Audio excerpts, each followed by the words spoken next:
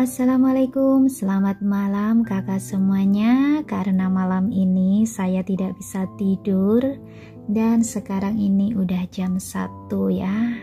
Saya lanjutkan saja ceritanya. Oke, kita langsung saja ke ceritanya. Selamat mendengarkan. Kemudian dia langsung menjeburkan dirinya ke dalam air. Saat itu tepat di tengah musim panas, tetapi airnya cukup dingin, jadi dia mendapatkan kelegaan dari panas segera setelah dia masuk ke dalam air. Dia berenang beberapa putaran, begitu lincahnya seperti seekor ikan. Dia akan menghilang di bawah permukaan air, lalu muncul kembali untuk berganti udara. Kabut gelap di hatinya tampaknya telah menghilang secara keseluruhan. Sementara itu, Nico telah menyibukkan diri sepanjang malam di ruang kerja, dan ketika dia akhirnya menyelesaikan pekerjaannya, kelelahan pun terlihat di wajahnya. Dia pun mengangkat jari-jarinya yang ramping untuk menggosok pelipisnya, lalu bangkit dan keluar dari ruang kerja. Hal pertama yang dia lakukan adalah memeriksa ke kamar Gary. Bocah itu sudah memejamkan matanya, tertidur dengan lelap. Wajahnya yang lembut diwarnai dengan kedamaian yang menggemaskan. Nico membungkuk dan mendaratkan ciuman di dahi bocah itu. Setelah itu, dia menyelipkan selimut sebelum meninggalkan kamar. Saat melewati kamar Tiara, dia melihat pintunya tertutup rapat. Jadi dia mengira kalau Tiara sedang tidur. Oleh karena itu, dia hanya melewatinya sebelum menuruni tangga untuk mengambil segelas air. Saat sedang meminum segelas air, tiba-tiba saja Nico mendengar suara percikan air dari luar. Kerutan pun muncul di wajahnya sambil berjalan dengan penasaran ke arah jendela Perancis untuk melihatnya. Saat itu dia melihat Tiara yang muncul dari dalam air. Di bawah sorot lampu, sosok yang memikat dan ramping itu muncul dari dalam air. Rambutnya menyerupai rumput laut yang terbentang di punggungnya. Sementara sosoknya yang indah, Mbak Putri Duyung, mampu menawan siapa saja yang melihatnya. Secara kebetulan posisi Tiara sedang memunggungi Nico, jadi sekali lagi tato kupu-kupu itu memasuki garis pandang Nico. Pupil mata Nico pun mengerut, warna merah cerah dari tatonya begitu menarik perhatian. Berwarna merah cerah sehingga dia pikir kulitnya seperti mengeluarkan darah segar. Dia tak bisa melihat tato itu dengan jelas karena jarak di antara mereka. Tapi tato itu hanya mengingatkannya kembali pada tato pada malam itu, sehingga menjadi tumpang tindih dengan bayangan kaburnya terkait dengan tato wanita itu. Nico bisa merasakan jantungnya berdegar dengan tiba-tiba. Tanpa disadari dia telah mengencangkan cengkeramannya pada gelasnya. Sorot matanya pun menjadi sangat gelap sehingga tidak ada lagi cahaya yang tersisa. Tiara bagaimanapun juga belum menyadari bahwa ada seseorang yang sedang menatapnya dari balik jendela Prancis. Dia pun mengulurkan tangan dan menyeka air dari wajahnya yang tampak memikat di bawah pencahayaan yang luar biasa di sekelilingnya. Tiara tak merasakan apapun selain kegembiraan saat dia terombang-ambing di dalam air selama beberapa waktu. Dia pun menarik nafas dalam-dalam lalu sekali lagi meluncur ke bawah permukaan air. Nico masih berdiri di tempatnya tampak tertegun. Pria itu sedang berjuang keras untuk menekan dorongan yang tiba-tiba bahwa dia berhasrat untuk merobek pakaian Tiara. Setelah Tiara menghilang dari pandangannya, Nico tidak melihatnya lagi muncul di atas air. Seketika kerutan yang dalam sudah terbentuk di wajah Niko. Di mana wanita itu? Jangan bilang kalau dia tenggelam. Ekspresi Niko tetap tak berubah saat dia cepat-cepat meletakkan gelas dan berjalan melintasi aula untuk keluar. Dia segera tiba di sisi kolam dan mengintip ke dalam air. Riak-riak di kolam renang tampak menghilang, namun wanita itu masih belum juga muncul ke permukaan. Kekhawatiran pun melintas di wajahnya sambil memanggilnya. Tiara, bisakah kamu mendengarkanku? Tiara. Sementara itu Tiara masih berada di dasar kolam. Suara air bergemuruh di telinganya. Itulah mengapa dia tak bisa mendengar suara Niko. Wanita itu sedang menyelam di bawah air untuk mencoba dan melihat berapa lama dia bisa menahan nafas di bawah air. Di masa lalu, rekor terbaiknya sekitar 2 menit. Jadi Tiara ingin melihat apakah dia masih bisa memecahkan rekornya sekarang. Namun pada saat itu, Niko sudah melompat ke dalam air. Pria itu sudah menyelam ke dasar kolam, sambil matanya yang terus mencari-cari sosok Tiara dengan panik. Beberapa detik kemudian dia melihat Tiara di dasar kolam, tidak bergerak sama sekali. Dia pun segera berenang ke arah Tiara secepat mungkin.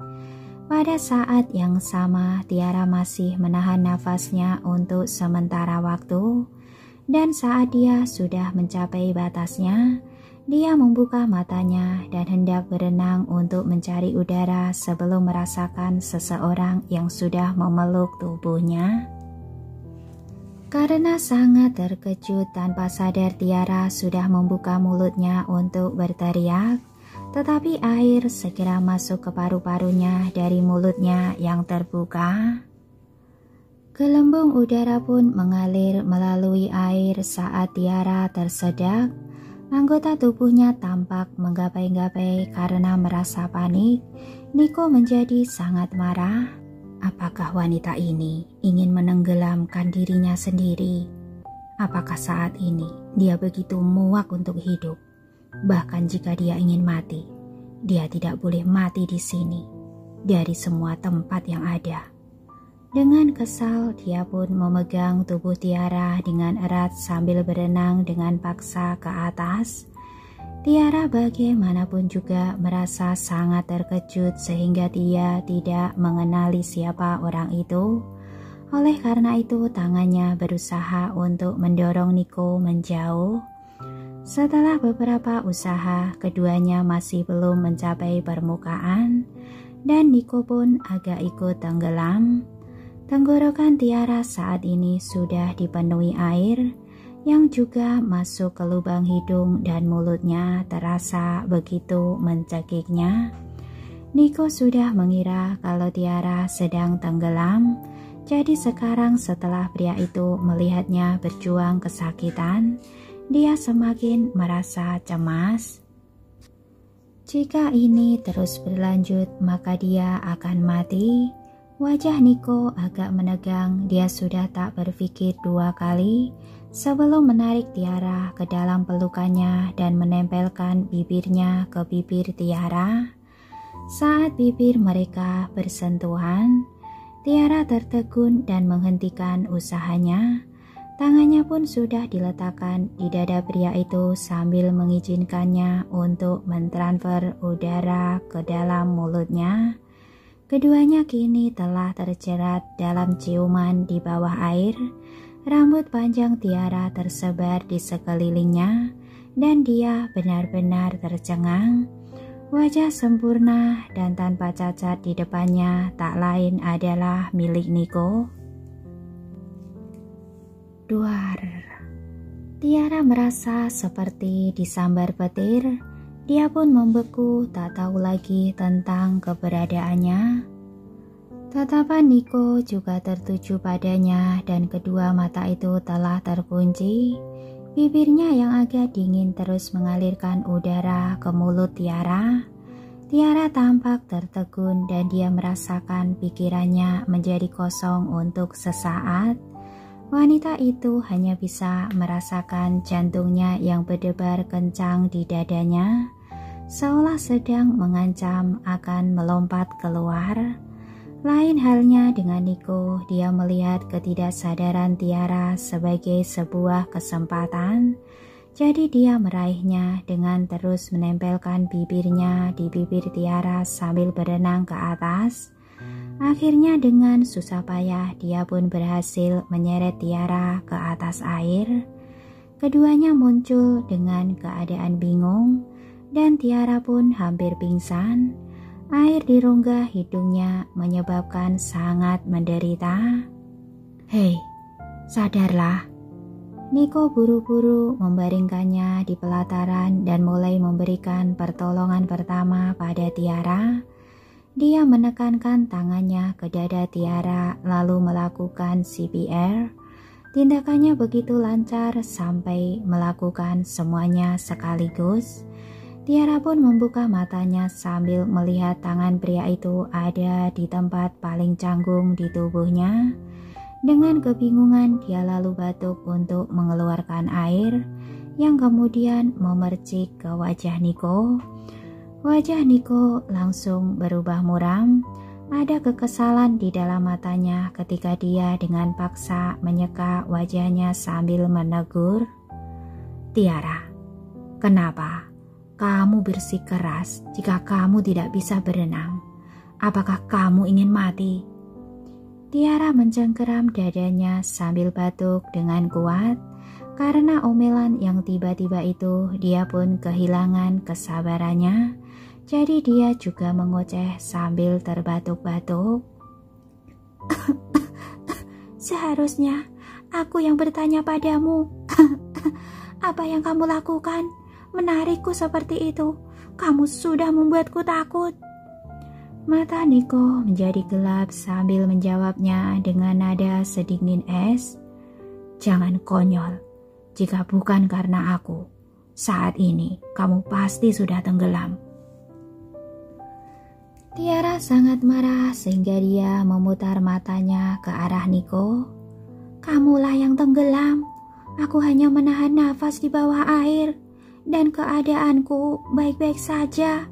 Jika kamu tidak muncul tiba-tiba dan menangkapku, aku tak akan tersedak seperti ini." Mendengar hal itu, Niko pun langsung tercengang. Dia sama sekali tidak menyangkanya dan ekspresinya berubah menjadi gelap. "Kenapa kamu tiba-tiba menahan nafas di bawah air? Bagaimana jika kamu mati dan menghantui tempat ini? Carilah tempat lain untuk mati jika kamu mau." "Kamu..." Tiara tak dapat menemukan jawaban yang cukup baik karena sudah tersedak oleh kata-katanya. Astaga, tidakkah pria ini begitu kejam dengan kata-katanya? Mengapa dia selalu mengatakan tentang kematianku dan menghantui tempat ini? Apakah dia sangat ingin aku mati? Kemudian setelah terbatuk, Tiara akhirnya menenangkan dirinya dan bergumam, "Aku tidak bodoh. Aku masih memiliki umur yang panjang di masa depanku. Jadi aku tak ingin mati begitu saja." Dengan begitu, dia pun bangkit untuk berdiri. Tiara lalu memeras air dari pakaiannya dan mengibaskannya. Niko tampak mengerutkan keningnya saat dia melihat tindakan canggungnya Tiara. Namun tatapannya masih tertegun pada sosoknya. Gadis itu hanya mengenakan baju bertali warna putih dan saat ini dia sudah basah kuyup. Pakaiannya hampir transparan karena sudah menempel di tubuhnya, memperlihatkan semua lekuk di tubuhnya yang luar biasa. Bagian yang paling menarik dari Tiara adalah sebuah tato kupu-kupu yang terlihat jelas di punggungnya. Tato itu semakin jelas saat Niko melihatnya lebih dekat. Niko pun menyipitkan matanya sambil mengulurkan tangan dan membelai tato Tiara.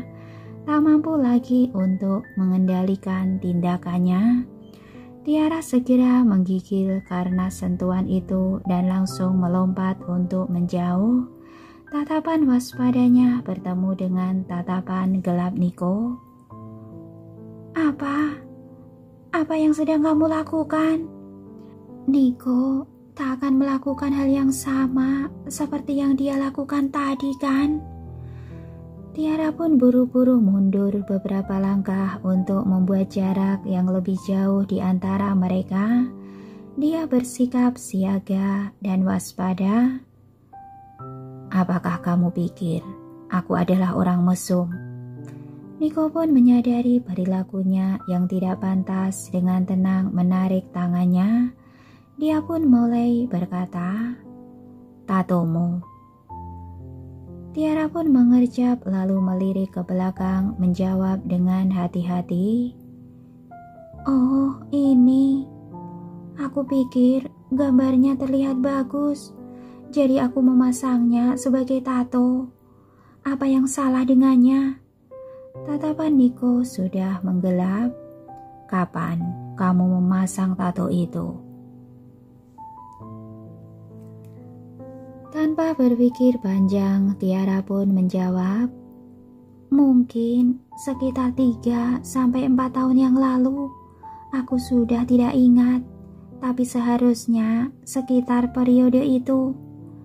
Niko pun mengerutkan alisnya dengan bingung. 3-4 tahun yang lalu. Itu tidak cocok dengan kesesuaian waktunya karena wanita itu sudah memiliki tatonya saat 5 tahun yang lalu. Apakah dia sudah berbohong? Atau apakah aku sudah salah orang? Di antara dua kemungkinan itu, Niko lebih cenderung mempercayai alasan yang terakhir karena menurutnya terlalu kebetulan bagi Tiara untuk menjadi ibunya Gary.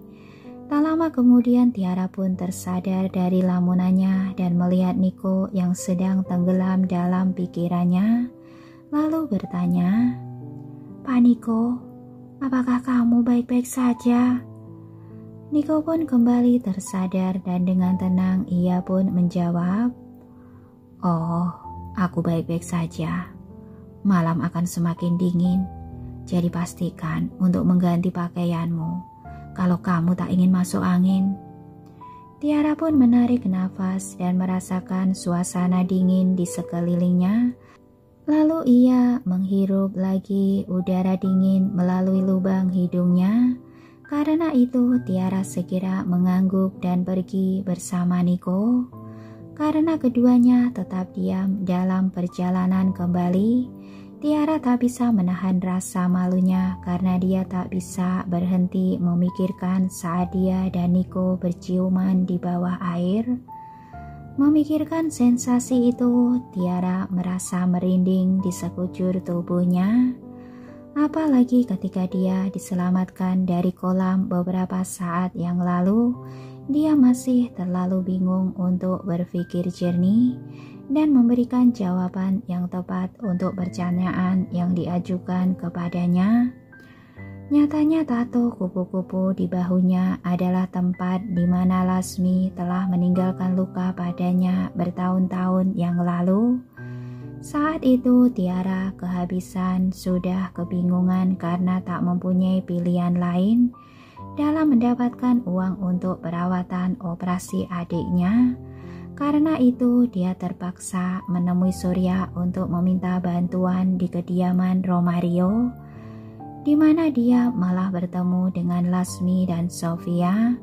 Karena kebencian mereka terhadap kedua saudara kandung itu, ibu dan anak itu segera mengusir Tiara.